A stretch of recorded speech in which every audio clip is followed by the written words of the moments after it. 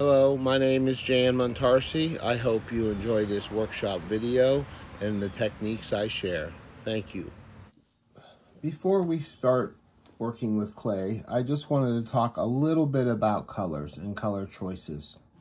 Usually when I make my earrings, I do two things to have contrast. These are earrings. They're small pieces of jewelry. Even these large ones, which this is my favorite size to make, they're still a small piece of jewelry. So if you don't have contrast, all you're going to see is one color. From a distance, they will register as blue. If they don't have, like in this one, the white flecks in it or the gold flecks, they're just going to register as blue. So things, you can have contrast two ways. You can have lights and darks, such as this one. Here's another one that's lights and darks. And this one's in the range of blue and white. And this one is brown into rust into gold. They're in the same family. They're just basically lights and darks. Another way you can have contrast is opposing colors on the color wheel. On a 6-color color wheel with the 3 primaries and the 3 secondaries, yellow is across the wheel from purple. So if you use those 2 colors and keep them separated, these colors, when we make our canes later, the purple will be separated from the yellow with white. Here's another version of that. You got the fuchsia, which is a purpley red, and there's a lot of yellow in here. Even though there's a little orange, there's a lot of yellow. So basically, you're still on the pink-purple is across from yellow-orange on the color wheel. So having that contrast, here's some Christmas pears, and of course green and red are across from each other on the color wheel, so you get lots of contrast. And on these, I chose to add a second, after I made my cane and my veneer, I add gold dots just for highlights. Another thing you can do is, as we're making these earrings, these are both the same pattern. But from that same cane that I made these with, the only difference between these, and you can see it's a spiral jelly roll. Before I rolled it up, I added a thin layer of the dark graphite pearl, the dark gray, almost black. And that little thin layer of black added even more contrast between the white and the black. But it made it a whole new version of blue. So keep these things in mind. This one is just all gorgeous colors. But you can see I have yellow and gold and blue and green and copper in here. And just placing my clays, in a colorway that 2 clays next to each other don't make a mud gray mix when you mix them. So keep that in mind, line up colors across from the color wheel next to each other. When you go to make a blend, they're going to make a gray or brown mud. Another thing I do, and I do this in a lot of my cane work, is I use an analogous color scheme. The cane for this cane was made with cad yellow, cobalt blue, and ultramarine blue and white. That is the only colors that's in here. So technically, I have a colorway that goes from yellow to blue. And then there's just different lights and darknesses of the colors that are mixed from that range of colors. I didn't end up with any pure yellow. I didn't want yellow in the cane. So I really started in the green to blue range. But the contrast is from the lights and the darks. And that shows up, very graphically on a small pair of earrings. Here's the purple, this pair. This pair is blue into magenta or fuchsia. Those are really the only two colors that are in here. Now, I might have used the ultramarine blue and the turquoise blue, but they're both blues as far as the color palette goes, into magenta. And I probably used a little bit of alizarin crimson. And that made this cane.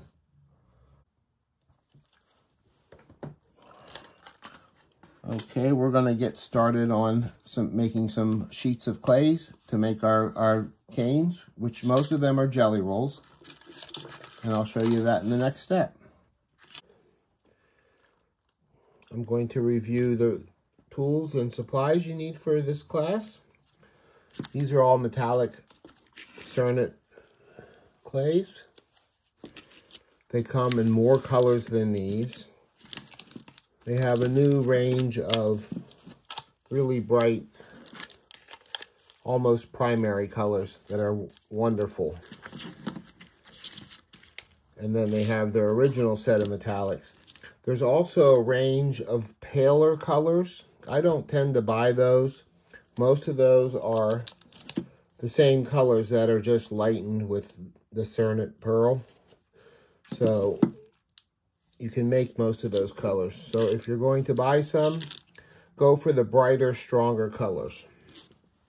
You can always mute them down with white pearl or a tan or a light gold to get other light colors.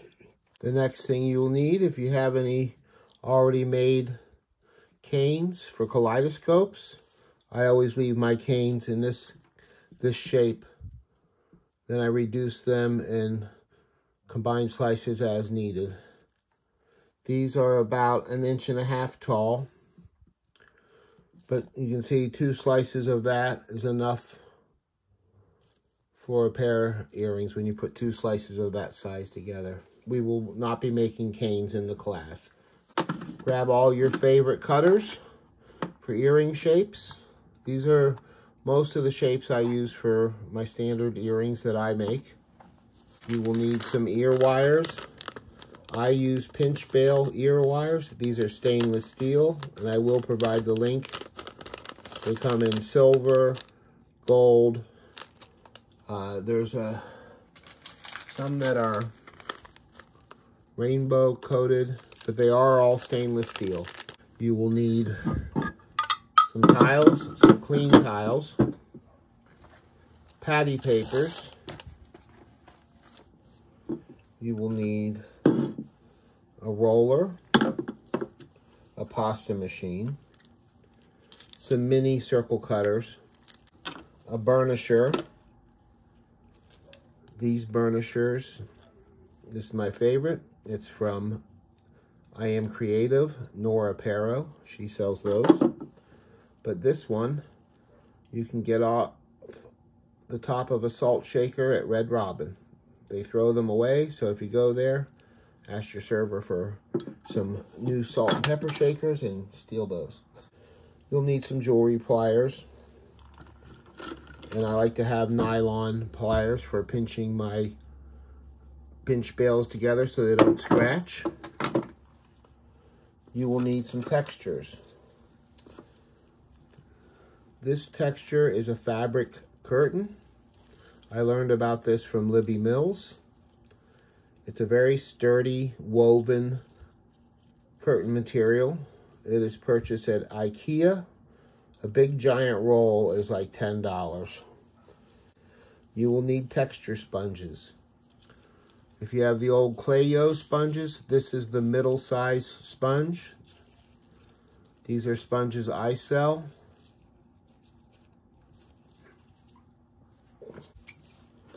You will need drill bits. These are pin vices with drill bits. This is the 1/32 size, which is usually all I need. But I do have a 1/16 size if necessary. You will need an Acto Knife. It doesn't even have to be sharp. You will need some single edge razor blades. These are the standard ones you can buy any hardware store, Dollar Tree.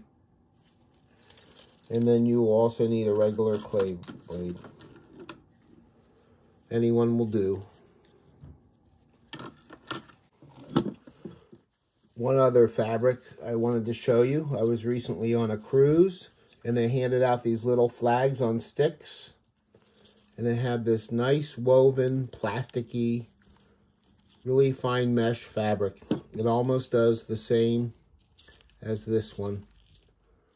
So that's another option you may have, some kind of little fabric like that came off of something else. I just wanted to show you a little bit about saving clay and getting the most out of your clay. These are all sheets from the previous earrings I showed you. What got me started making on this, even making this many earrings, is my local dog club. I raise dogs, show dogs, and our local club was having a craft sale, and they needed people to be in the booths, and I didn't think it was going to be a big deal because they had never done it before, but so I made earrings, and in the process of making those earrings, I ended up making like 200 pairs of earrings in less than a week. It was more like 4 days. And that's how I figured most of this class out. But these are all sheets from different versions of those earrings I showed you. And what I wanted to show you in this portion is the backing clay. And here's a pair. And that was this sheet. And you can see in this sheet, I had blue next to copper, which is probably the riskiest colors next to each other because you can see where they meet. It kind of starts to go gray, but that's okay. But most of my other colors are blue next to yellow, copper next to yellow, white next to blue, blue next to yellow. And so they're not going to make muddy colors. They're going to stay in a range of blues into greens. But the backing clay. So after I made this sheet, and I don't have any more of this particular backing clay, you end up with scrap. And you have two options for that. You can mix that scrap, which in this case, I did. And I got this blue-gray color. But because of all those colors that are in this scrap, it matches. So you can use that kind of scrap. I would stay away if I had also a red or a fuchsia in this sheet and then mixed it, I would probably get a true mud. So I would stay away from, trying to mix that into a solid color. So what do you do in that case? So here are some Christmas earrings, another version of them. Okay, and I got red and green, which is going to make mud. And there's white in there too. And the trimmings that I cut off after I cut out my earrings, that's what I get the scrap from for the backs. And so instead of mixing it all the way, you can see on these, I just partially mixed it. And you get these nice marbled backs. They're the back of the earrings. They look nice. They're just slightly marbled.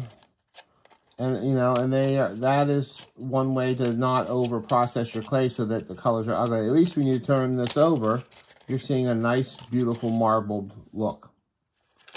Now when you first start, you're not going to have any scrap. And we put this all together. So, like in this case, this was probably one of my first earring sets. And I knew I had some gold for Christmas earrings. I was going to do some with gold and some with silver. So this I just used gold, whole separate sheet.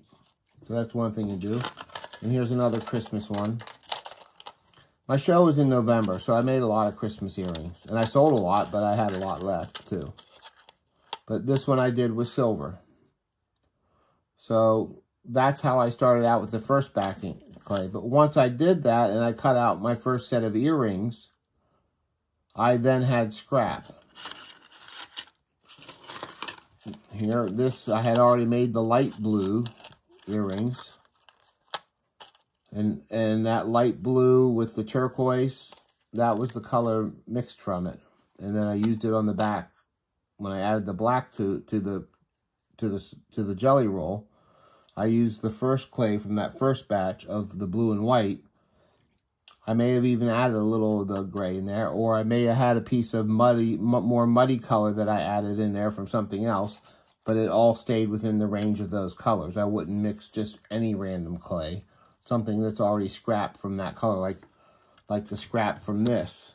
I may have added a little bit of that to it, because this does have some of this turquoise in it. I don't have any more of that sheet, that blue and white sheet. All right, so there's another, and then here's this sheet. In this sheet, I just left it very marbled. I hardly mixed it at all.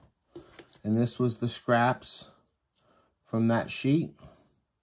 And I just barely mixed it, and I think it looks really nice like that. If I had mixed this all together, it would have just been orange. Yellow and magenta make orange, even though that's an orange color clay I made and used. That's my own custom orange.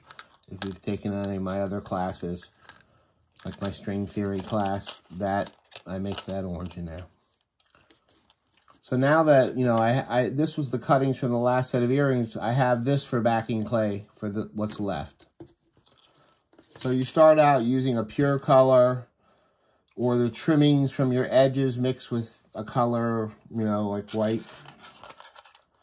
Here's this one, and I just mixed the scraps, and that had a little bit of the gold in it. And it's just very subtle bit of marbling, but it looks fine, and it coordinates. This one was that white and blue cane that became that. And I laid them on a sheet of plain red, leaving space. I like that big graphic look and contrast and a nice pop, especially from a distance. And here's one. I started out, the first batch of this, I didn't have any backing clay, so I just used, you know, I used a copper color out of the pack. I may have even used, this was scrap from something else, a Makumigane, but it was close enough, you know, by the time I mixed that and maybe a little of this dark copper to it to make it more on the red side, it went fine. So try not to make a lot of scrap. As we make our veneers and go to cut out our earrings, try to get the maximum amount of usage out of each piece. Most of these I'll use this much to make one veneer. And when we're done, that'll probably give us 5 pairs of earrings. So now we're going to get into choosing colors and making, starting from scratch, from pure colors, and we're going to make a sheet, and then we'll go from there. And as far as storing these sheets, I just want to show you, I have a deli wrap here. I will place my leftover sheet, cover it, and then add my scrap that I'm going to use and cover it back. And then I have these in a box, a flat box. And that's how I store them. That way they're ready to go, and I have the matching scrap when I want to make some more.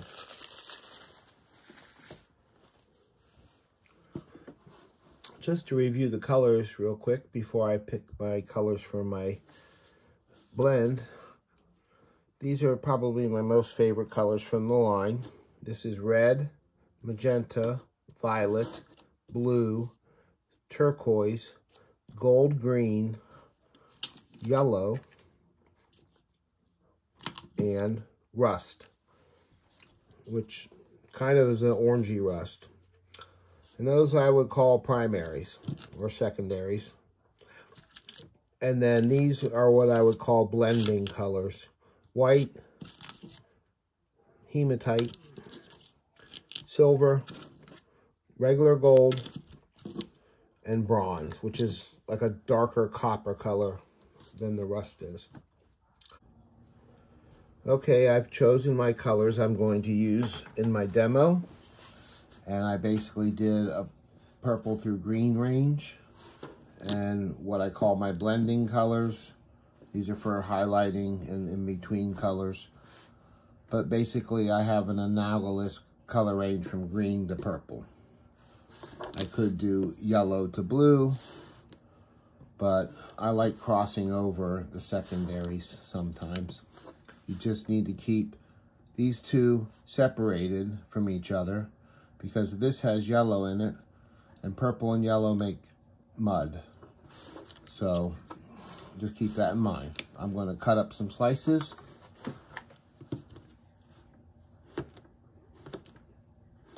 We're making a sheet of stripes as wide as your pasta machine. My blade here is about a 1/2 inch shorter than my pasta machine. So that's about how wide I'll be building my stripes.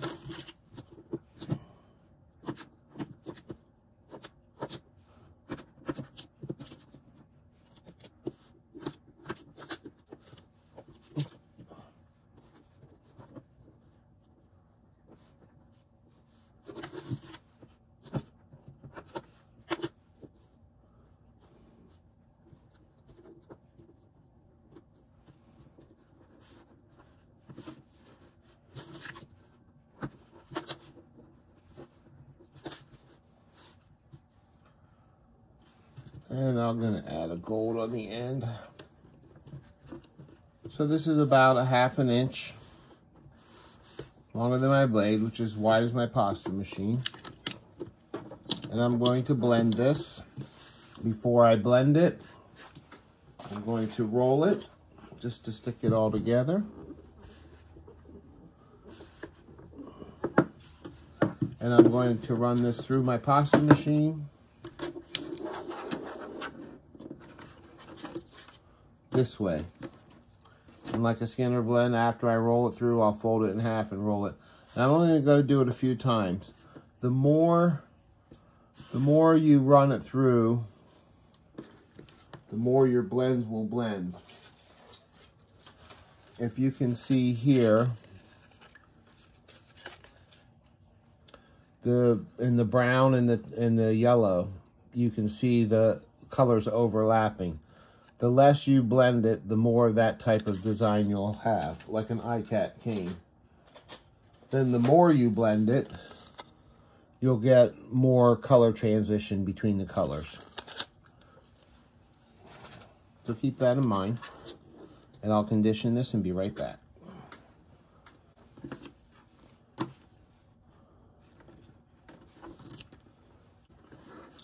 Okay, I'm back. I've conditioned this about 6 or 7 times on my pasta machine, and I ended on my thickest setting. Now, when I use a sheet like this, I don't use the whole thing to make one cane right away. I use a strip. So I'm going to go ahead and cut this, trim that off. So this is what I'm going to use, but I just wanted to show you. You can see the different iCat design. And that's, the more you blend that, the more those colors will blend and you won't see the little defined lines in between the pieces. So that's a choice. Another thing, when we make this cane, this is going to be rolled, and I'm just going to gently roll it right now so you can see.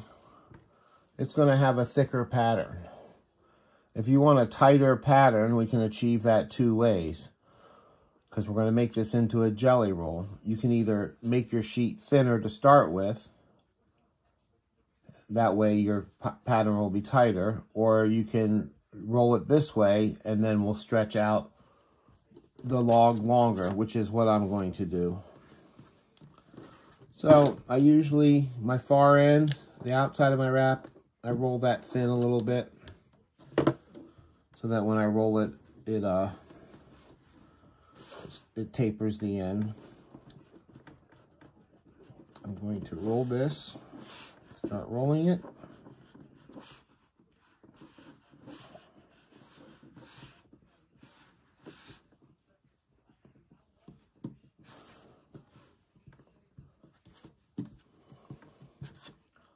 And there I have my roll.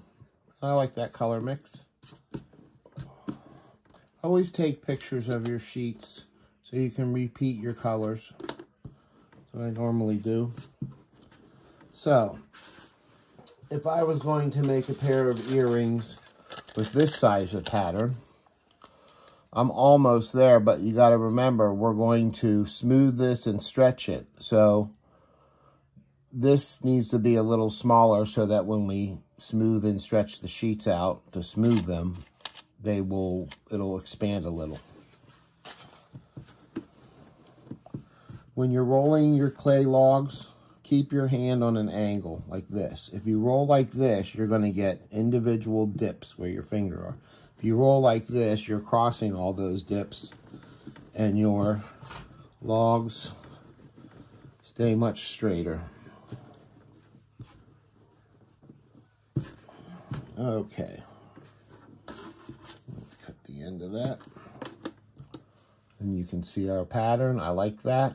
I'm going to work with it this big for right now for demo purposes. Now, the next thing when you have a cane like this is the start of all these patterns that I'm doing today. There's several different things. This was made from round cane slices. These were made from the same type of slices, but before we cut them, we're going to push them into triangle. You'll push your cane into triangle, and then we'll have slices that will be triangle slices. The process is the same. Or, cut some off of this end. You can flatten your slice and have long ovals. And with long ovals, I do different things. I do them 2 by 2.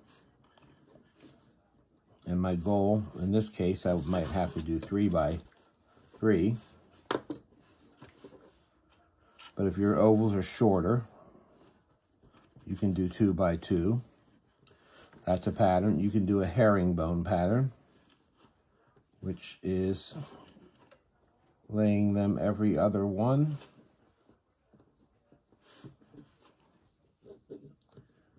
And then you would go down this way. That's another pattern. This one is a square pattern. Do that real quick. You're just going to press your cane into a square.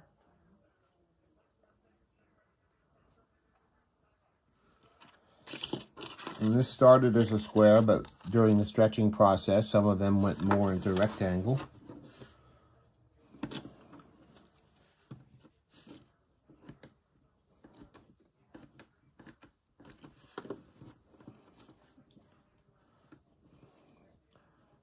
So you can make a whole sheet of rows of squares, or you can make them in more random patterns.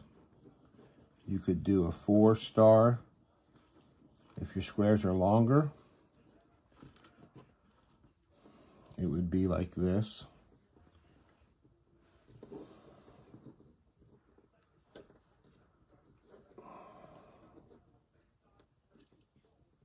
A 4-star is what I meant, but with squares.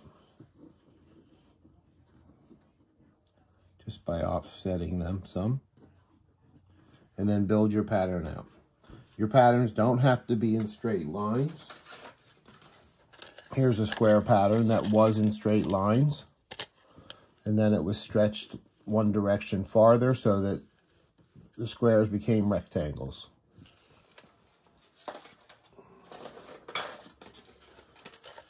Here's a pattern of circle slices put on a plain background of red. And this is another pattern of just circles. So I think you get the idea with that. So we're going to get on to making a sheet. And I'm going to use round to start with. Putting the sheets together are the same. Just going to cut a bunch of pieces. And you need thinner than 1/8 of an inch, like a 1/16 of an inch. The thicker they are, the more you'll spread them out. All these things are variations that will change your pattern that you need to track as you're making something. So if you want to do a repeat of the same thing, you understood what you did. So these are just circles, ovals, whatever. I can push them a little bit. I don't really mind that they're not perfect circles.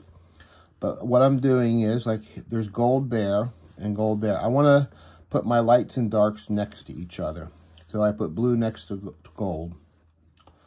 And I can throw some green into there. And you want to build as tightly as you can together, making sure your contrasting colors touch.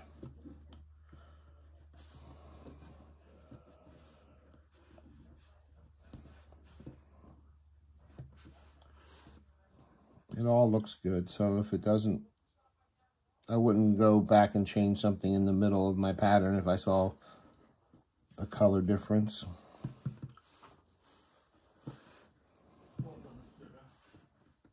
So when you get to where you want to have a rectangle sheet, so what I do in a case like here where I have a dip, and this is going to be my edge, just cut a half circle and pop in there to even out your sheet.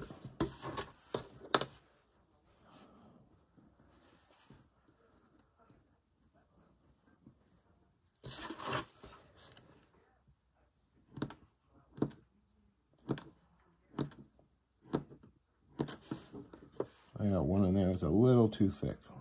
I'm not going to try to trim it right now. Normally I would.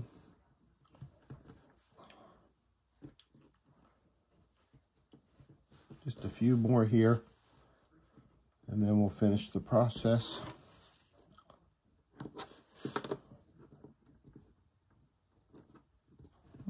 All right, now try not to have them overlap. They want to be side by side. All right, so I am going to take a piece of this and add into there. I don't want to squish my circles too far out of shape. So now they're all cut. They're mostly together. There's some gaps, but that will smooth out. Got a piece of deli paper. I'm going to first start smoothing it by hand. And this is soft clay because I just conditioned it. And that's pretty much together. Now I'm going to take my burnisher.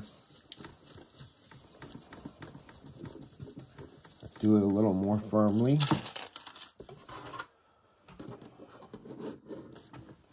I'm working on a plastic mat here. Okay, so that's good. Now what I'm going to do is I'm going to put this through the pasta machine, reducing the settings. I'll put it first one way, and then I'll reduce the setting and turn it and go the other way. And then I'll reduce it and go the other way. And that keeps your pattern mostly circles. That was one pass. That was my second pass. That was my third pass. Now I like that size. That's on my number 4 setting. But I'm going to go ahead and go one more on my number 5 on my Atlas. And that made it big because I'm going to be making some of the big size earrings for you here today, so they're easy to see. But you can see I have my colors. I have little blue striations going into the white there. You can see the purple into white. And it just gives a little bit different look than if you fully blend it to where the color transitions are smoother. I like those little wispy lines. So there's my veneer sheet. Now we have to have a backing sheet. Now, normally, like I said, when I first start on a color, I don't have any scrap. In this case, I have a little bit right here. So I will mix that together and see what the colors I get. And you can see partially mixed there. I'm getting more on the blue side because I had turquoise, which is blue, blue, which is blue, purple, which has blue in it, and this green, I'm sure, has blue in it. So my overall sheet is mostly blue. Now this isn't enough, so I need to either decide to add more blue to make it blue, or add some white and make it a lighter color. I'm gonna have a piece of purple sitting here, and I'm gonna check my scrap real quick. Here's a piece from another one that has a lot of turquoise in it. So I think that should be fine if I mix those together. That way I'm not wasting. And when you're working like this, and you have scrap colors like these, when you're all done and you have all these various colors of scrap that are actually colors and not just brown mud, you can use these to make muted palettes and throw like copper or bronze in between. You know, if I had some of these mixed ones, add some other colors in between them, they'll be fine in your whole designs. But I get very little scrap. So I'm going to condition this up for my backing clay, and I'll be back. I don't have quite enough, so I grabbed some purple out of my scrap, and I'm going to add that to it.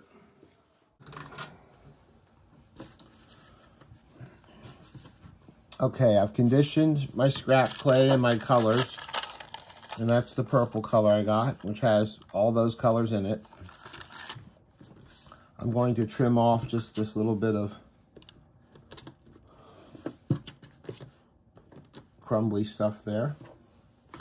Now, this is all textured. I mean, this is all rolled out on my number 2 setting. And you have to decide how thick you want your earrings to be. And this is going to get textured, so it will get a little thinner. So this was a number 5, which is a very thin veneer from what I usually use. And this is a number 2. If I had left this at number 4, I probably would have put this on number 3. But that's a personal choice. You'll have to find out the thicknesses of your finished earrings that you like to have. On these bigger earrings, I go a little thinner because I don't want them to be so heavy as compared to something smaller. Something smaller like this, you could go a little thicker.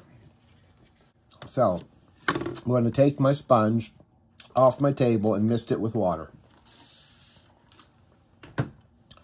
We're going to put our clay through the pasta machine on the same setting 5 times. Each time I put it through, I'll reposition it just a little bit, and this will build up texture. That's the first setting.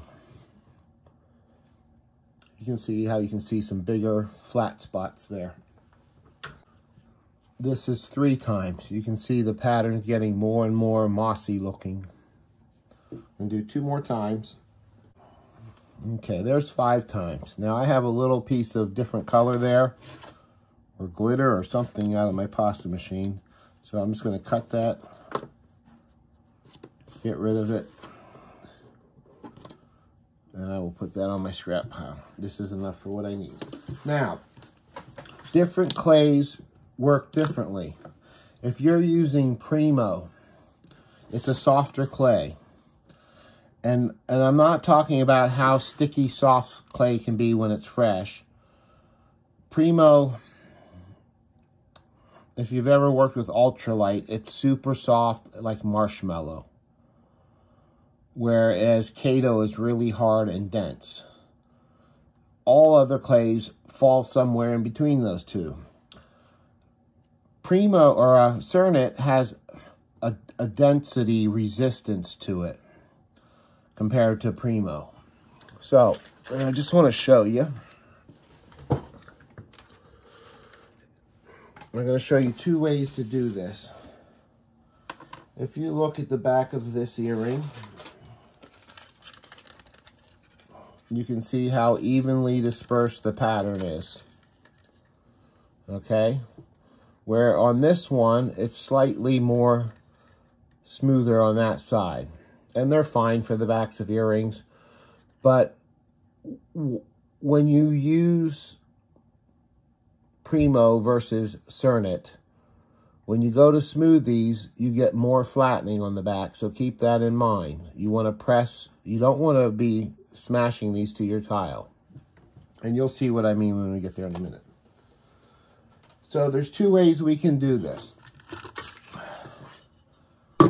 I can put my sheet on a tile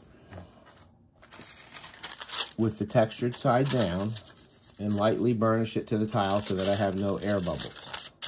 Okay? And then I can then add my veneer clay and smooth it down and then burnish them together. Or, if you want to save your texture and have a less chance of it flattening out, you can start with your sponge, then lay your textured side down, and this is where you just have to be careful. I have my veneer sheet, and I'm going to lay it on there, but I want it on my paper so that I can start it. Let me burnish that down a little bit.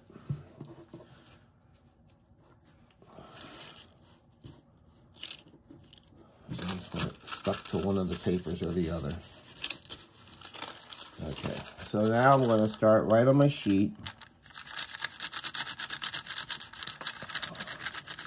And I'm just slowly letting it down as I burnish the two together. I got a wrinkle.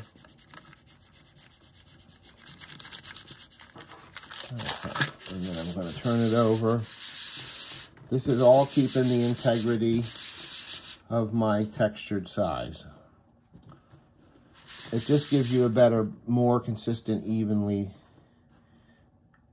distributed pattern on the back of your earring. Okay. So now you can see the two are connected. Everything's smooth. Now I'm going to add it to my tile. And I'm going to do the same thing. I'm going to start, lay my patty paper on it, and I'm being very gentle. I'm not smashing it. I'm just smoothing it to the tile gently. Okay, now, this is my theory anyway. Because of all that texture on the back, air escapes out from underneath your earrings easier. So you get less air bubbles. I rarely ever get an air bubble when I bake these like this. Nothing comes to the surface. And with Cernit, if I do notice a little doming while it's baking, when I pull it out of the oven and they cool off, they flatten out. And I'll show you a trick I do with that later to make it even better. But doing it this way with the textured back, I don't get any bubbles in my clay unless I happen to condition it wrongly. So now I'll have this left to use with this next sheet. So now, looking at this sheet, I want to smooth it a little bit more. I'm going to take my burnisher, make sure there's nothing on it, and I'm just lightly, I'm letting the weight of the burnisher do it. I'm not pressing at all. Okay. There we go. Now I'm looking at my sheet, and I did get a little bit of wrinkle here. And I'm just, for me, it's not worth my bother to try to smooth it. I'm just going to cut it out so I can avoid it. And I'll make that with my next backing sheet. Do a little bit more smooth there. So now I'm going to choose my cutters. And I want to make the big ones. People like these big ones. If you're going to put art on an earring, make it big enough that you can see the art. That's my theory. When I do little ones like this, I make the pattern smaller, but I like making the big ones. So I'm going to mist my cutter, and Cernit doesn't really like water. Now I'll show you another thing. All cutters are different. Real quick. I'm going to use this one. You can see this cutter edge and this cutter has a much deeper edge. So I could make much thicker earrings with this one than I could with this one. Now, but this is smooth on the inside, so it doesn't really matter that that edge is there because any distortion will be on the outside. But where that comes into play, so here I want to show you that these are made correctly. It doesn't really matter. It's nice that it's thin, and that's what that ridge does, but the inside's smooth, so that's okay. That's because that's what's going to be left. But if you look at my inside dot, the inside, this ridge, where it's cut from the edge and thinner, it's much deeper than it is here. And that's good because this side of that interior circle is going to be what's showing on your earring. And if you have one, here's one, the ridges are both the same. Well, the inside of this cutter is smooth, so that's good. But the outside of the inner circle is what's going to be pressing your clay. And if your clay's thicker than that, you're going to get a ridge. And I'll show you what that looks like. You can see that little secondary ring. And that's from the inside. And the person that made me this cutter sent them and realized what they had done, and they sent me new ones because it was just a setting on her printer. So I was happy to get the correct ones. So that's something to watch for in cutters. Now, then there's other cutters, like these are nice. They basically go smooth on both inside and outside to a fine point. Great cutters. These are very super thin. These are the thinnest ones I have. Very expensive. Smooth on the inside and a really deep outside ridge so that I can make really thick earrings if I wanted to with those. Okay, that's my thought on 3D cutters. So I'm going to mist my cutter. I'm going to cut 2 earrings. Looking at my patterns. Now these are kind of stretched longer this way, so that's how I typically go. And I'm looking at the colors. Like this has a big gold band in it, so it doesn't really matter. Stay on the clay. I like that way too. Nope, I'm going this way. And cut.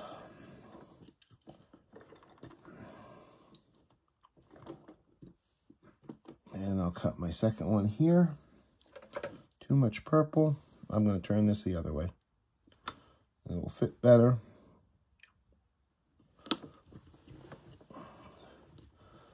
Cut that there. And then I got enough space I can cut some more.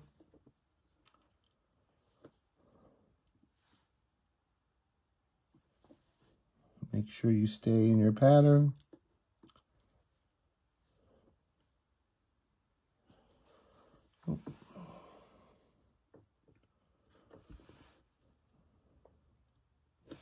I like to have a certain amount of circle like there. That has 4. That's good.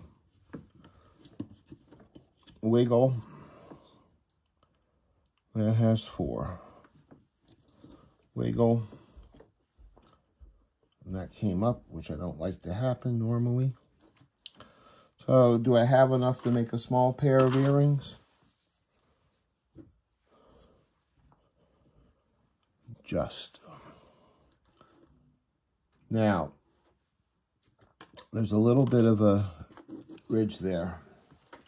So I'm going to make this other pair textured. Here is my texturing material.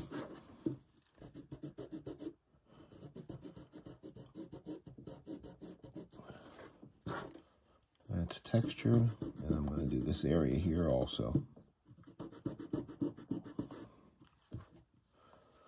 And that's textured.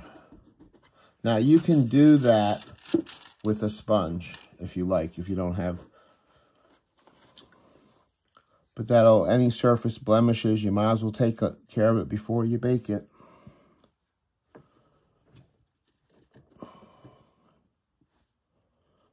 I want to make sure sure I get, like I have a swirl there and a swirl there. I want to make sure I get that on these.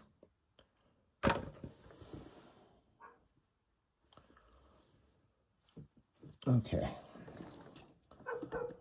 So that's the most I'm going to get out of these. Now I'm going to peel this off. Now, I don't want to touch it after this. I got perfectly shaped earrings. Everything's smooth.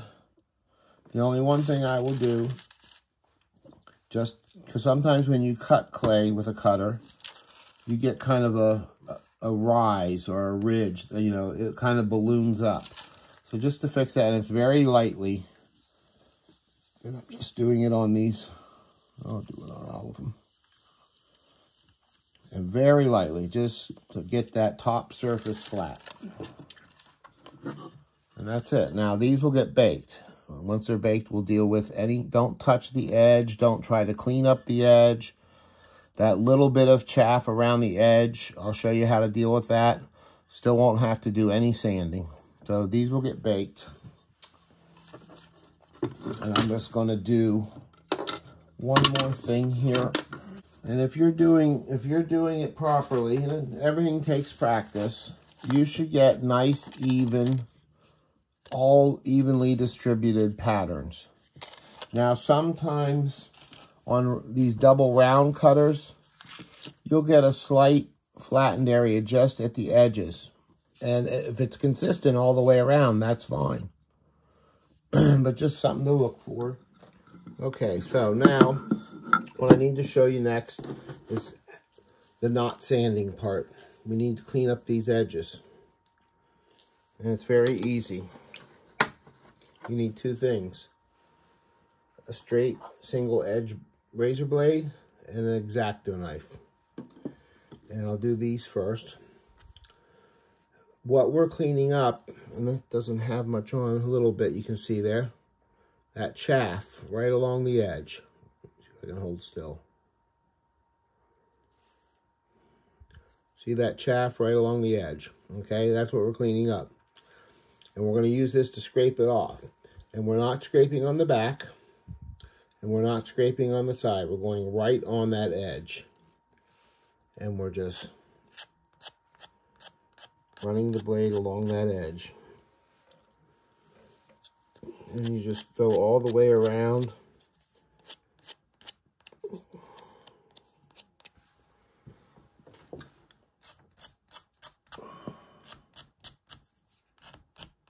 Some colors, and it's really just some colors are more rubbery than others. Okay, so that's all there really is to cleaning up the edge. I'm not done with these yet. They may need a little bit more. But that's the basic gist. You get a nice, clean, finished piece. Now, the only time there's a different problem is when you have holes in the center. Okay, so the outside we're going to do the same way. And just scrape off. Now, it's just a thin little layer of chaff. And if you wiggle your cutters, it's even less. Sometimes there's none, depending on what cutters you're using. Okay, so that's basically done. Now the inside, and this is not a bad one. But where you're trying to scrape is not the back side, not this inside side, but that pointed edge right there. That pointed edge where the back meets the side. That's where the chaff will be. And you don't want to use the sharp edge. You want to use the dull edge. If you use the sharp edge, what will happen is you'll cut into your clay. So we're just going to go, and I'm putting my blade on that sharp edge right there. And just a quick clean around. I usually do it from both sides. But I'm staying on that edge. Sometimes I come in from the front, but I'm reaching all the way to that back edge because that's where the chaff is.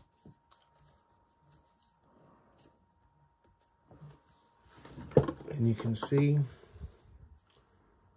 that's cleaned up. It's perfectly fine. Perfectly fine. Nice clean edges. So that's one bake, no sanding, finished pieces to put your jump rings on. Okay, the next step is finishing these earrings, and I use pinch bails. I don't really like jump rings. I'm going to use a pair of these pinch bails. And these are rainbow colors. And let me get a pair. And sometimes what I do with these is I look at that front to make sure the colors match on that front piece. So there's the pinch bail. You got the ear wire, which ends in an eye loop, and then you have the pinch bail. And the pinch bail on this brand has a soldered little ring. So if you were making, sometimes you would be making these and you'd have to put a jump ring there, but these all come all done together. That's what I really like about them. The second thing about these, so there's your earring. This is the front that'll be showing, whoops.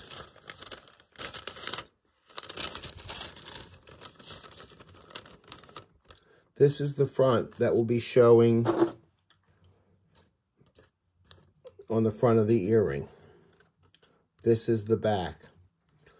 And you really can't tell here, but you always want to make sure that that back little prong, when you go to press them together, is going to come up higher onto the inside of the front prong.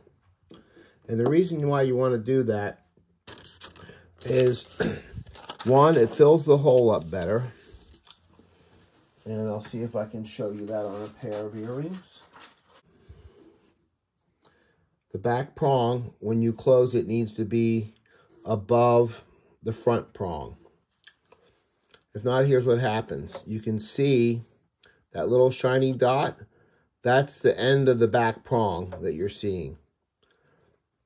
Also, what it does is it makes more of your hole visible. Now, that's not a big deal to most people, but it drives me nuts.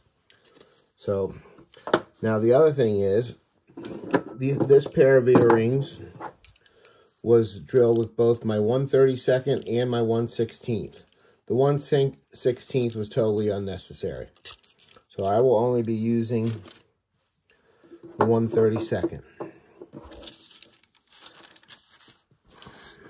Very simple. You find your center. And your pinch bails or findings may be different. Okay, so I have from here to here. You don't want it all the way up into there because it needs to swing freely. So I'm looking for about half that distance. With this, is about 1/8 of an inch. And I've done so many of these, I know where I want them now. And you can use measuring things, but what I do is I drill the hole. I'm going to try to show you this. And I'm pretty much where I need to be. But when I pull it out, like this one's a little off to the side.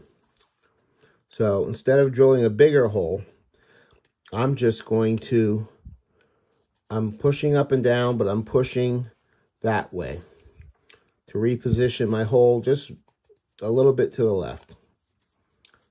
And that looks better. And you can line them up. These are so big, it doesn't really matter. And I find if you first start it, don't try to turn it, just wiggle it back and forth. You'll stay on your mark better. Clear out the hole. And you can go from behind.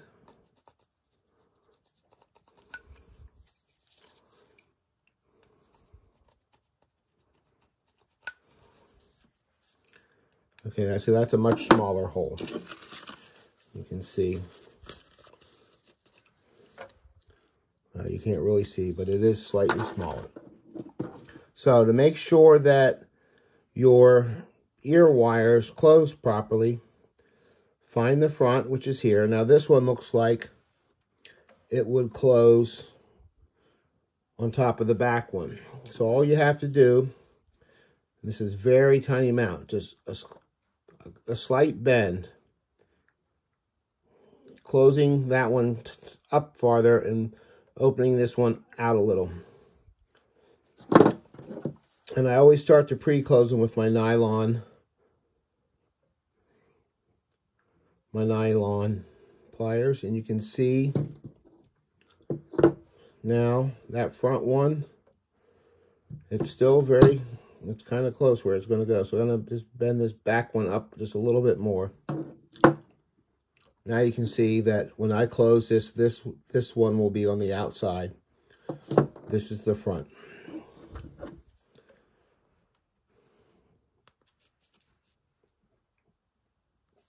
I usually start them with my fingers and then finish them with my nylons.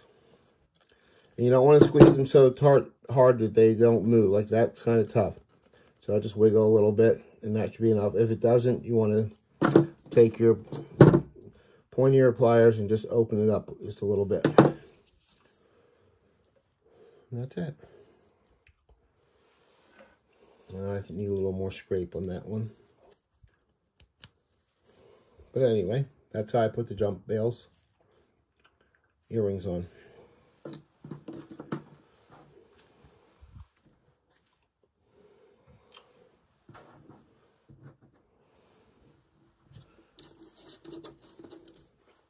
I'll do this other one just for a second shot. There's the front.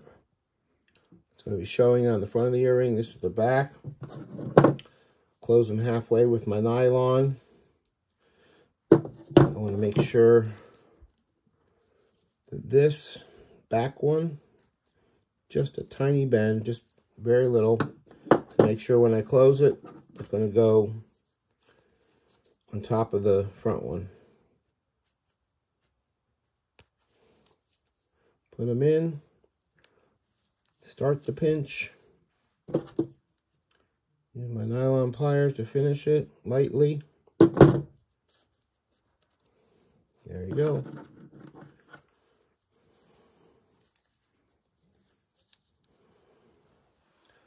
Your earrings are finished. Easy peasy. There's the backs. There's the backs. I got a little clay on here. So I'm just going to rub that. I will probably get a toothbrush. Spray that again with alcohol. If you do sand these at all, that sanding dust may get in the back of your earring. That's gone. And if that sanding dust gets in the back of this texture, it's going to turn white. So if you do happen to sand these, I like the sparkly that they are. But if you do sand these and you get that powder in there, before you let it dry, get some dish soap or a toothbrush and just scrub it real good and rinse it under water. And most of it will come out right away. If you let it dry, it's more work to get it out later. This texture sheet, just to show you here, I'm going to condition this clay here. Okay, I conditioned all my leftover scrap.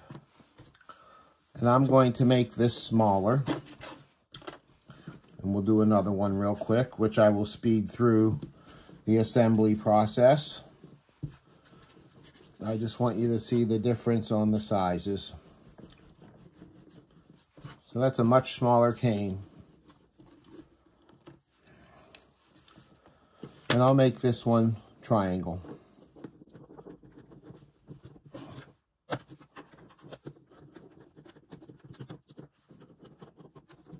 So that's pinched into a triangle.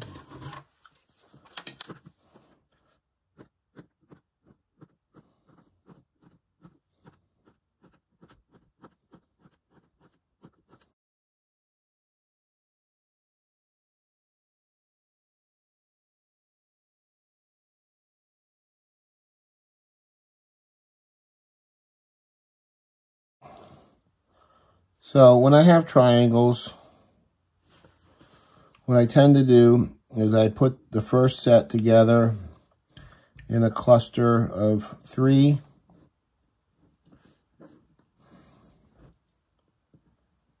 And 3, which ends up being like half circles. Sticking to myself here. And then I'll put those together. And that usually starts my pattern.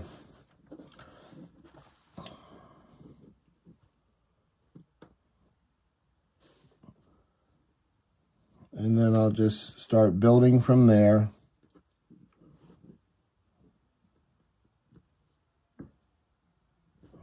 Okay, you can see I'm just building out different directions. And it basically makes interlocking octagons, hexagons. There's a very thin one right there I should have gotten rid of.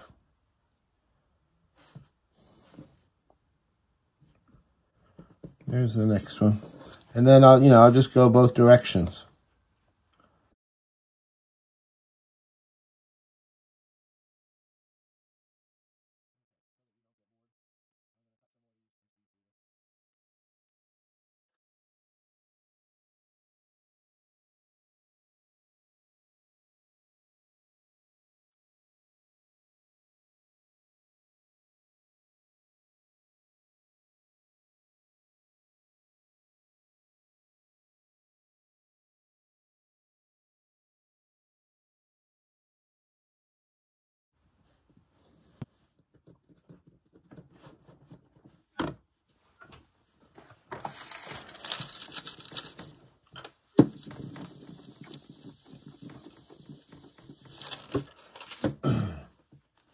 Okay, I've done this and I'm leaving this small. You can see the difference in the size patterns. I'm going to spread this out on my pasta machine a few. Now this was left on my number 4. So this sheet is on my number 2 and I don't need that much. I'm going to texture the back with water on my sponge. Okay, so there's my textured back. Now, I want to texture this front with this.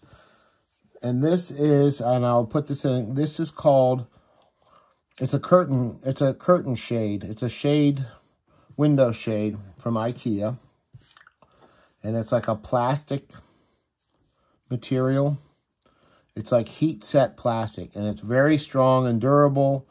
And I've used this piece before. When I'm done, if it gets stained, I just spray it with alcohol, add some dish soap, and scrub it a little bit and run it under hot water, and it's good to use again. I've used it many times. So usually what I do is I put that on there. I have my back textured. And this kind of thing, and I usually mist this with water, which I didn't, but I want to get it well into the surface. You can see a little bit stuck there. That's because I didn't mist it with water.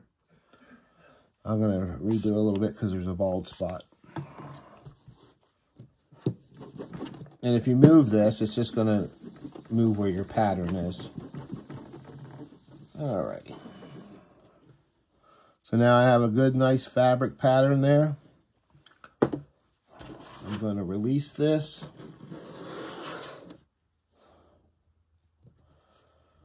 I'm going to work on my sponge so I don't damage my texture.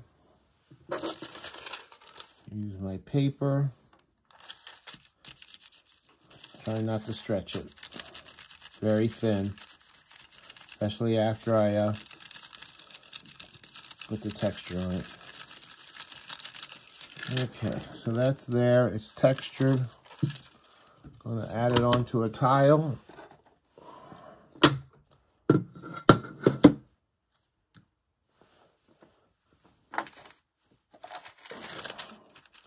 Start with my finger, lightly.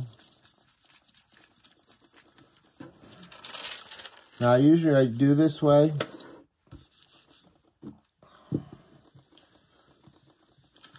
you can get to this point before you texture it. Like I lost some of my texture in the middle there. And I'm going to do this again. But you risk, don't do it hard. Get your texture on there and seated. The harder you press on this, the more you're flattening out your texture on the back side.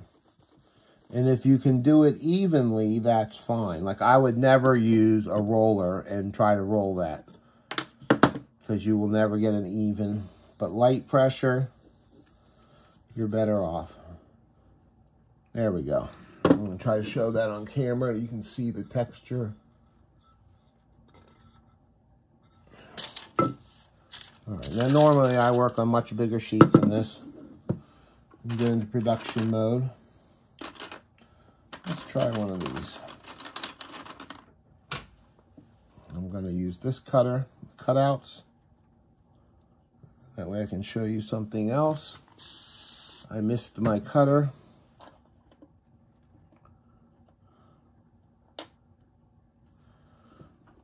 Cut out my earring. Wiggle.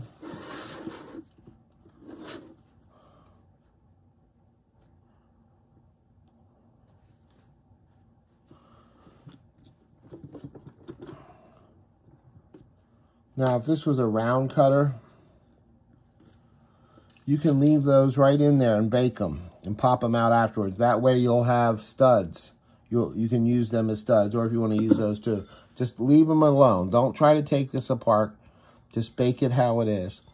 But you can see, even though the colors are same, they have a totally different feel because I used smaller pattern and triangles. So we're going to bake these and then I'll be back. Now, while my other earrings are baking, I figured I'd show you a few more quick things. This is the last piece of my sheet, and I probably don't need that much, but I'm going to show you some options you have. So we have this, and what I'm looking at is this. Earlier I showed you bright blue earrings, and these were bright blue earrings. The only thing I did is at this stage, I added a layer of the hematite pearl clay, metallic clay, into the pattern. And this is how I did that. I just made a very thin sheet, and this I'm using the white pearl. And I gotta look at something here. Okay. And I'm gonna lay that, and I'm gonna go just past the edge. Make it fit.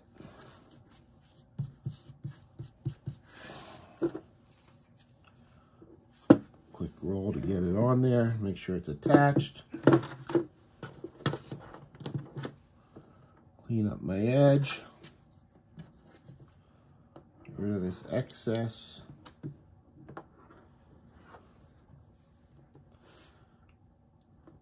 And I like to have a little bit of an edge when I start my roll.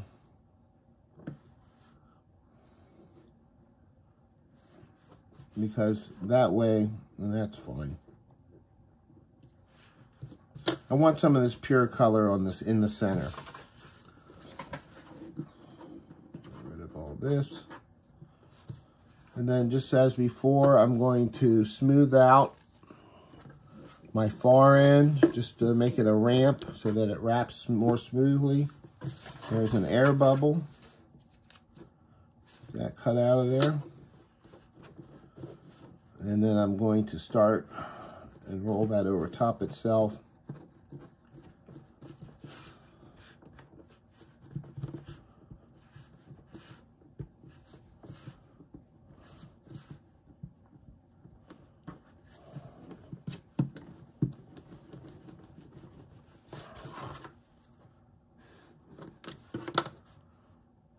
That's towards the end too much where it's baggy. Let me cut off this end. There you go. So now you can see how that gives a different look to the same pattern just by adding that very thin light.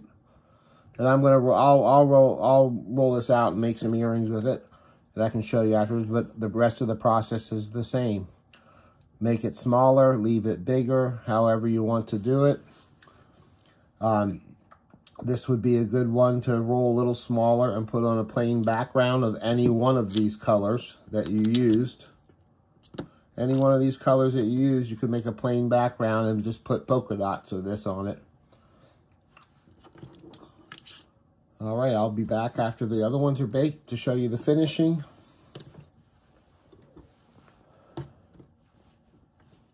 Okay, you can see I used the purple and the white and made a little Skinner blend, and I applied my sizes. I'm going to just burnish this very smooth, and then I'll run it through my pasta machine, different quarter turn directions till I get it to a smoothness that I like. Okay, so that's now a number 4. And it's a big pattern. So this I will also make big earrings out of. And you have to see what you like. But I will be making big earrings out of this. So I'm going to make a backing sheet. And I'll probably texture this sheet and then cut out some earrings. And I'll bake them along with my other ones. But the one point I want to make about this is, you can see how far that's spread out. So the thinner you cut your slices, the less spread you'll have. The smaller you make your cane, if you're going to have to spread it more, they won't get as big. Now, I left my backing sheet marbled on this one, so you can see that. I've had my 2 sheets put together. Sponge on the bottom, and this time I'm going to use a sponge texture on this one. And this one I just press lightly. Put a paper over top and burnish through the sponge.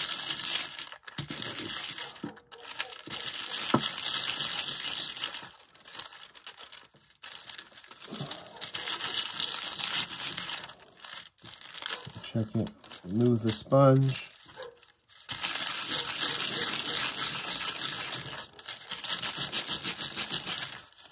And you can just do that a few times to build up texture.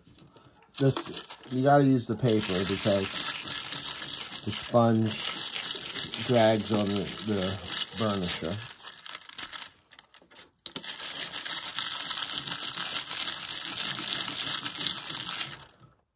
But doing it this way, you're not ruining the texture on the back. I think that's about enough. Now, something odd happens when you do this kind of texture. When you bake it, and it gets this nice, you can see what happens to the back because of being on the smooth tile, but the front gets this nice pebbly texture. It doesn't look the same as my normal textured backs on clay that I do, but it's a nice pebbly texture. And you know, the farther away, that little bit of texture just adds a little more interest to the piece.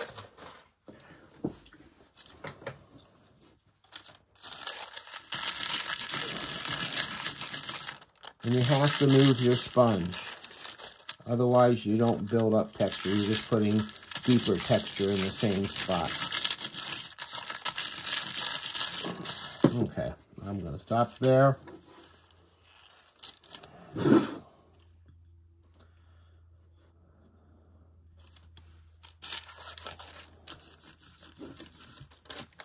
Always let your clay slowly go down as you burnish, and you won't get air bubbles.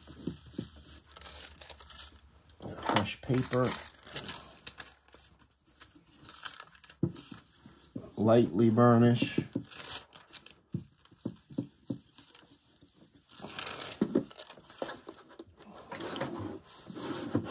Now, one thing I didn't show you how to do was add dots, which, maybe I'll do that now. No, I'll come back to that.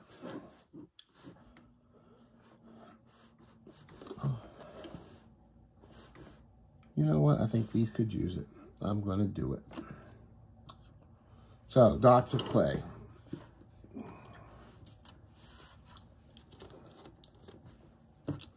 Just going to take a little bit of this blue, just a very little amount. Roll it really thin on the pasta machine. Okay, this is a number 7. And I like using plunge type cutters for this. So here's a little tiny plunge cutter, because this way you can pick it up and place it where you want it. And these are hearts. I have these for circles. I just didn't want to find them.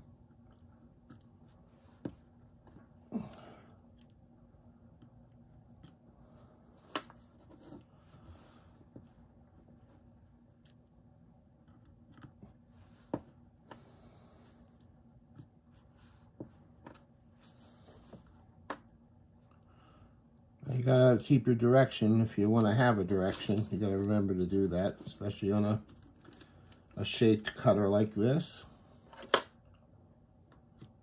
Let's add a little more interest.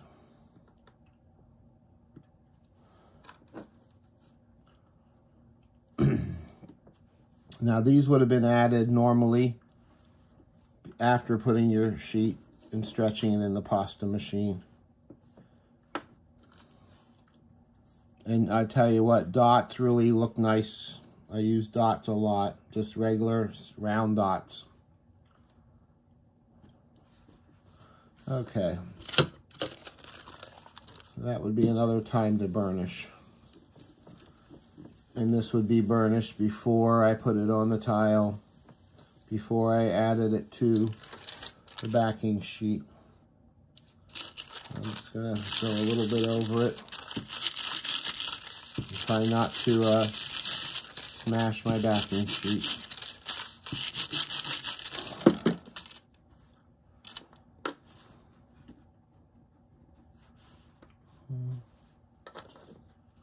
All right, so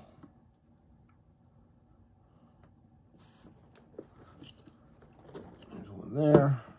Now, I need to keep my Skinner blend that's in the background in mind. So if I cut one here for a pair, they're going to look totally different. So I'm going to cut one this way.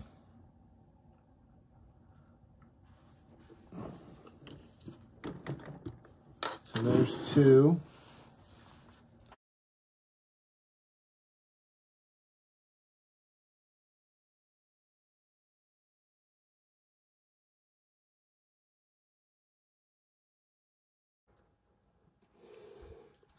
Okay, my pieces are out of the oven. Now, this tray right here are not baked yet, but these are just some of the other patterns, like the flattened log 2x2. There's all those 4. And that's just a smaller version of the spiral with the white added into the middle.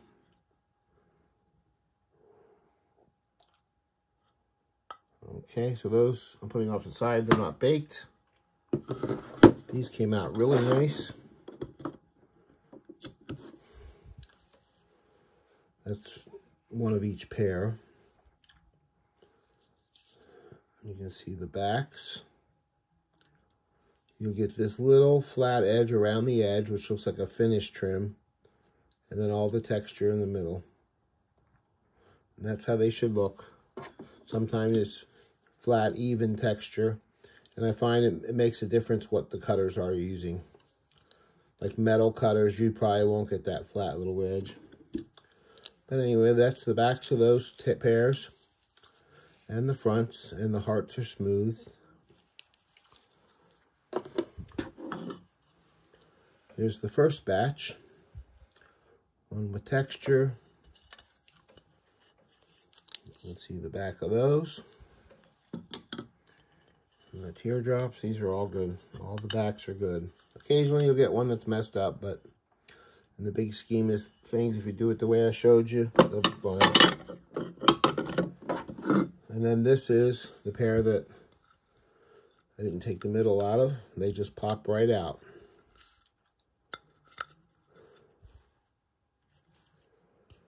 And then if you have cutters like these, you can use those for, if you want to, drops.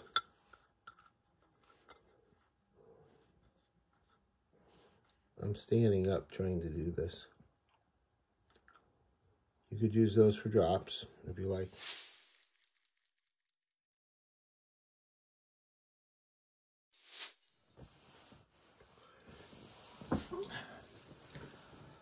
Okay, now I told you I would show you how to use cane slices. I've already prepared and textured my back sheet. Okay, I've already made 2 slices, and yes, I used the Lucy slicer for this. Your slices have... I show you in my strings and stripe veneers video how to make even cane slices without having a slicer machine. So refer to that video if you want to have perfect even slices. Your slices have to be perfect, otherwise you'll get too much distortion. So you take your slices, I have 2 done here already, and you put them together, you match them up.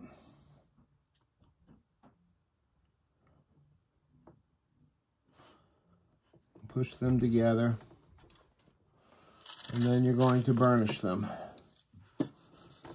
Up and back, side to side. I can feel a slight ridge. Not totally perfect, but that's fine. Up and back, side to side. If you go in circles, sometimes you can swirl the pattern. Then, that feels fairly smooth. There's still a slight ridge. With a clean blade, scrape it off the glass, flip it over, and my glass was clean before I did that. There's still a bit of a ridge there.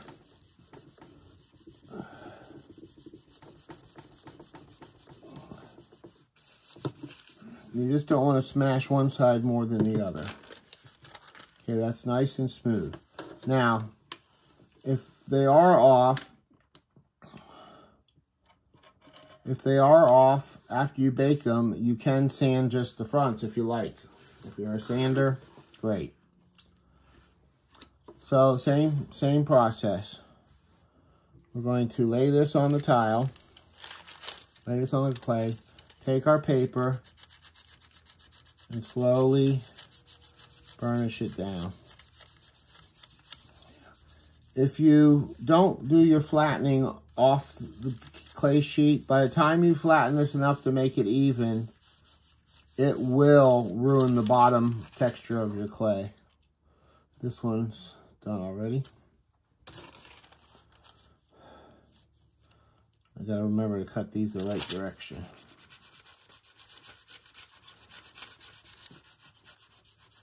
Okay, a little bit of burnish here, lightly, and lightly here.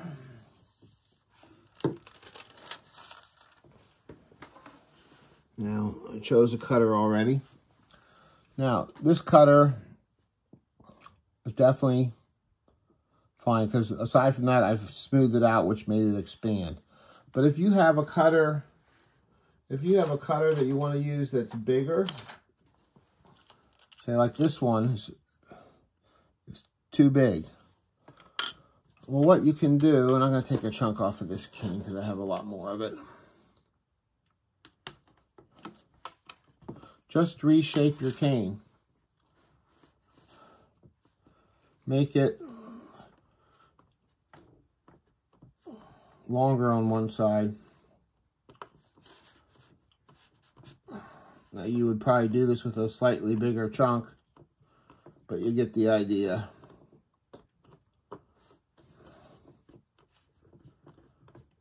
Now, by the time you cut 2 slices of that and flatten it out, you'll have enough to use that bigger one, and you'll have less waste over here. But anyway, that's something you can do. If you think about it beforehand, make your cane that shape. I always make mine this shape because I like to make 6 repeat kaleidoscopes.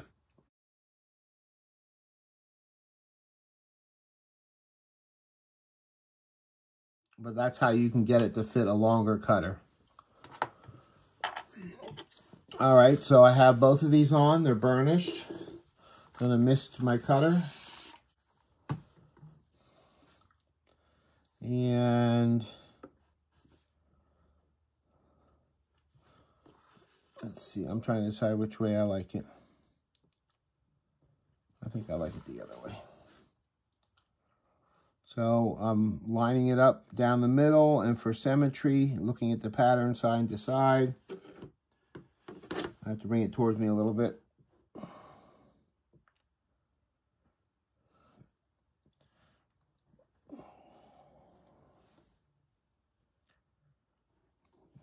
Take your time and just look at equal points on both sides of your cutters. Turn it around, make sure everything matches. And then make your cut. Slight wiggle. Okay, now this one, I'm gonna go ahead and spray that again.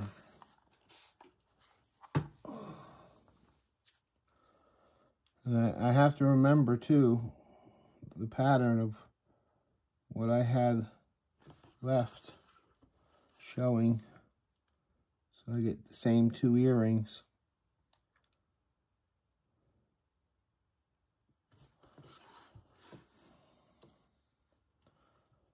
I think I'm good.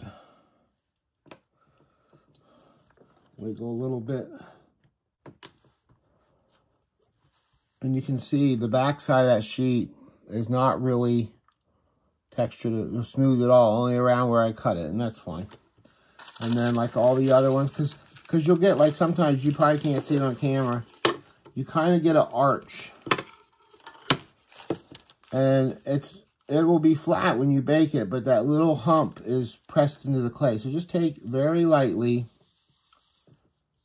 and just don't, I'm not squishing them out, I'm just keeping flat and level and making sure the top is flat. There you go, now those are ready to bake.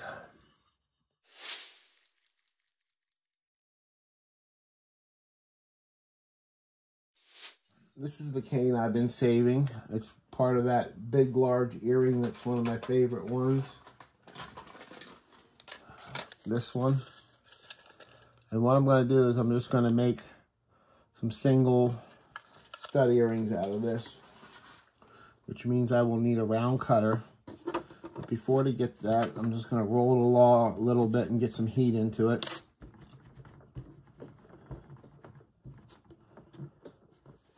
I'll probably get back here to this thicker edge.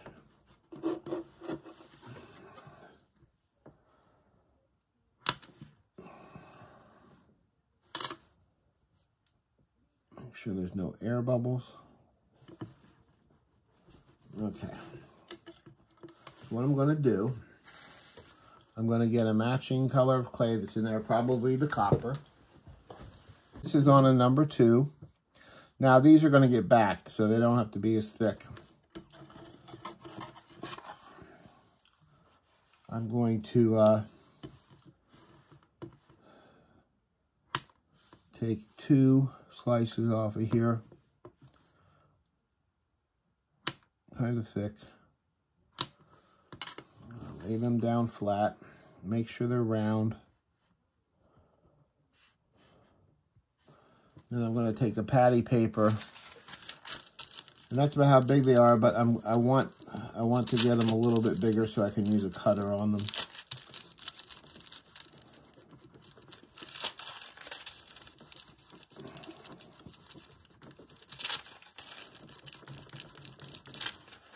Okay, that's pretty good. Okay, so now I need to just grab a round cutter. Okay, so these are smooth. They're mostly round. My cutter is bigger than both of them.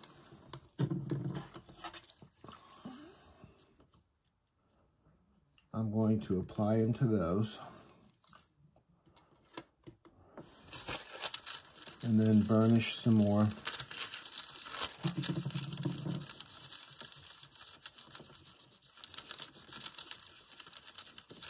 I should be doing that on the tile I'm going to bake them on, so let me transfer that to the tile.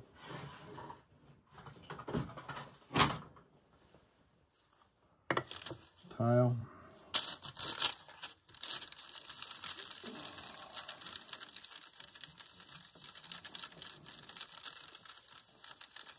And it's still kind of thick, but I'm trying to get that spiral design kind of smooth, bigger, so that it shows up. All right, then you need a piece of deli wrap. You can use grocery store plastic bag. Smooth it on there.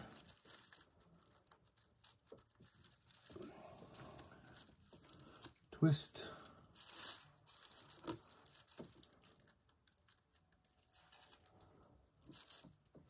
Twist. And you have two nice little button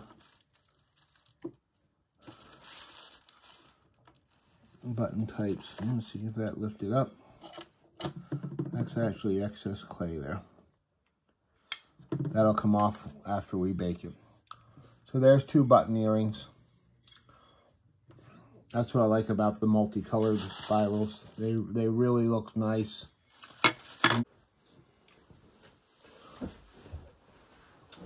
Okay, I'm going to show you now how to finish the studs. These are the pieces. And they have that little chafing around the edge. So I'm going to use my blade on the corner of that. Just go around and get that off. Yeah. Okay. What kind of glue do you use for earring backs? Technically, the answer is none, because glue of any kind, I don't believe, is strong enough to hold earring backs. You can use super glue to tack hold your earring backs on. Now, super glue works and sets up when the moisture in the air hits it. And you just need a tiny dot. You're only tack holding. This is not what's gluing the ear post to the earring. I usually touch it once and pull it off. Breathe on it. Put it back on. Touch it. Pull it off. That little bit of moisture activates the glue. And give it a minute here to sit. They look pretty well centered. Okay, and they're on. So the next thing, this is my scrap clay I had left from the backing of those earrings. I ran it through. And I'm going to use this to texture it with after I put it on. So anyway, we need a little bit of bacon bond. And I have mine in a little container here. My brush.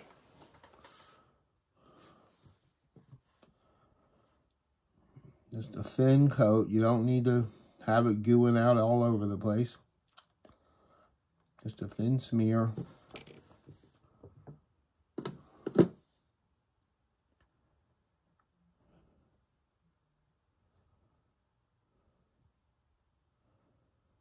I had to lose my gloves. Sorry, but you have to see my hands. They're a mess.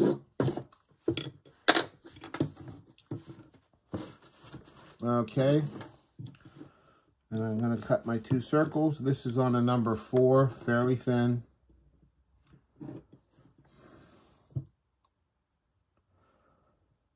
Try to center it.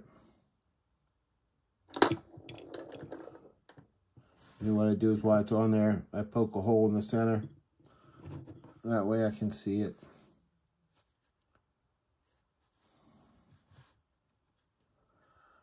Okay, and it's on there. And I'm pushing it in from the edge. I'm not trying to mound it up. I can straight cut off the excess. Make sure there's no air bubbles behind it. I just want it up against that peg.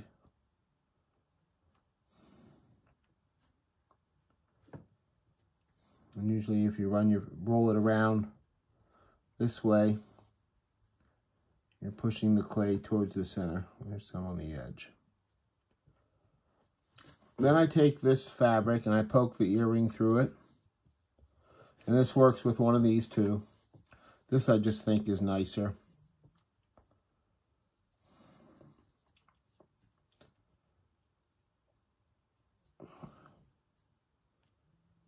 And it has a nice texture on it there.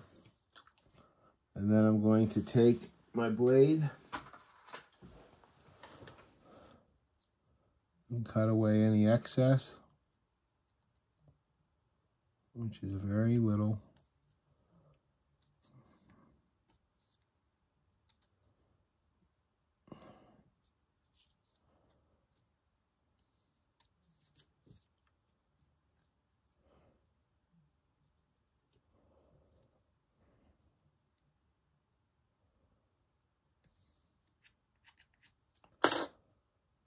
And then just go over it with the fabric one more time. Come off of this. And I do this even if they're thin. There's still some clay I got to clean up there. What I do, I get one of my little cutters. One of these small guys. And I look at my earring and I say, okay, this is going to be the bottom. And then right at the edge, I cut out a circle. And that way when you drill through there after it's baked to put your jump ring, you're not going through even more thickness of clay. And I will show you a pair of those. Here's a pair like that. And you can see right here that little bit less clay. And it's strong enough. If you bake your clay right, that little bit of clay is strong enough to hold it. But especially if you have a thicker back, or taking away that little bit, just it's a nice touch, and it makes your jump rings go on easier. And I'll do the other one and bake those, and those will be done. But I like these. That cane, it's a beautiful cane.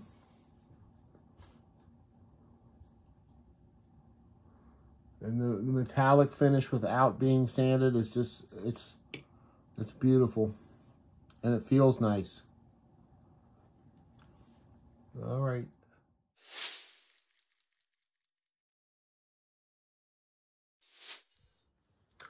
Now I wanted to show you something I do. These are fresh hot out of the oven. And there's no bubbles. But one thing I do, and I cook them, my clay oven's in my kitchen. But anyway, what I do, these come out of the oven, I flip them upside down into my kitchen counter. And I let them cool that way. That little bit of weight gives you the most perfectly flat earrings. If I don't have counter space, I use a second tile, and I will just, this is another hot one. I will just set another tile on top, make sure it's balanced, and leave it there to cool.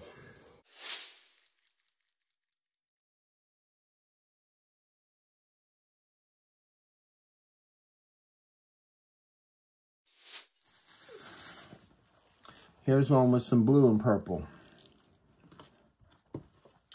So I'm going to take these. I'm going to cut one the same thickness.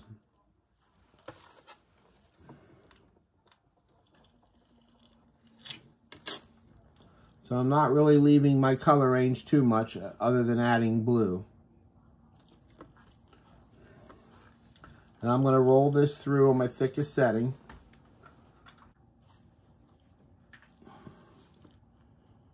And I'm going to kind of crumbly at the edge there because of that older sheet. Just going to trim a little bit of that off. And I'm going to roll this end sheet just down a little bit, like a ramp. And then I'm going to jelly roll this clay.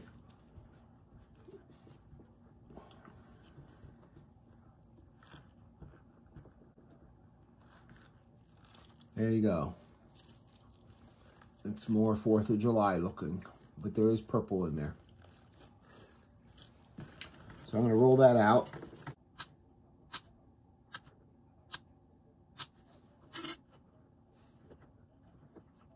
On this cane, I pushed it into a triangle.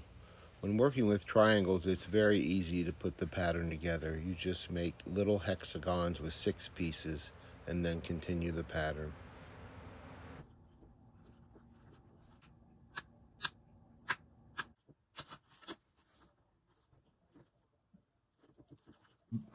Okay, I'm back from finishing that. And we're going to smooth this one. Lift it off. Sometimes when it doesn't go smooth, I just release it off the thing and smooth it again.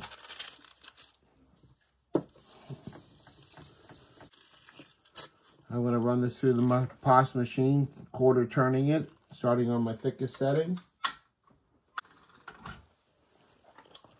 There's the resulting veneer. Very nice on both sides. Okay, so these are the gold Christmas earrings. The dots were added at this point. They're not part of the cane work. I'm going to use silver. So here's some silver. And I'm going to condition it, and I don't need that much. I just need a very thin sheet. Okay, this is conditioned well. It's on the thinnest setting I could get, which is the number 8 setting on my sheet. Use a patty paper and smooth it to my surface. And that's way more than I could possibly need.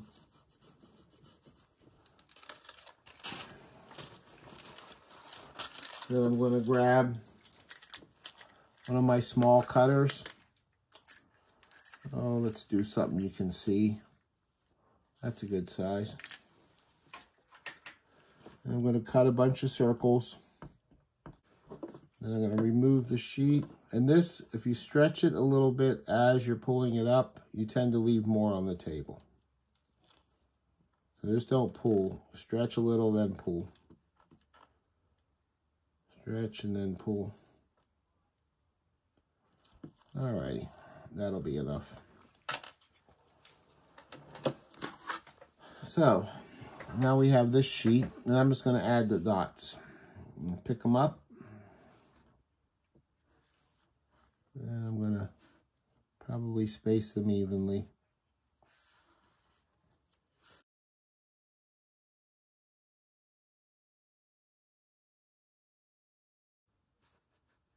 The resulting silver combined with the colors in this particular veneer, I wasn't really happy with in the end, but you can see the process, and that's the important part. Don't be afraid to experiment and go with your choices of colors. You may not like them in the end, but you will learn. Okay, so I have all my dots applied.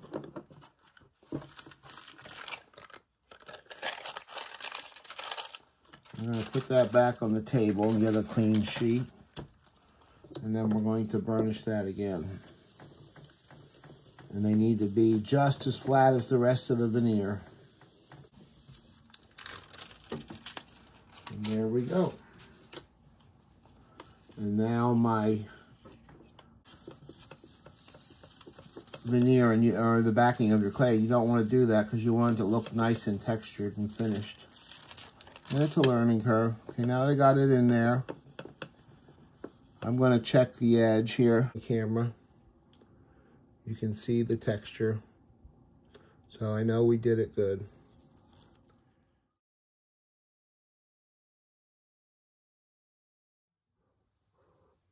One little bonus item. This is my emergency Dollar Tree earring card stand. You can see I have 2 wire baking racks from Dollar Tree, one stacked on top of the other. You use a zip tie between the first 2 rungs to offset them. The top one is farther back than the bottom one. Then you use 2 ties on the back side to snug them together. And then you have this perfect stand that will hold, oh, probably 30, 40 cards, but I spaced them out on the rack. I needed something to get some height on my craft table at the sale, and this helped out quite a bit. Thanks so much for watching. I hope you enjoyed my class. Be sure to watch my other YouTube videos, and I hope you will subscribe to my channel and give me a thumbs up. Thanks so much for watching.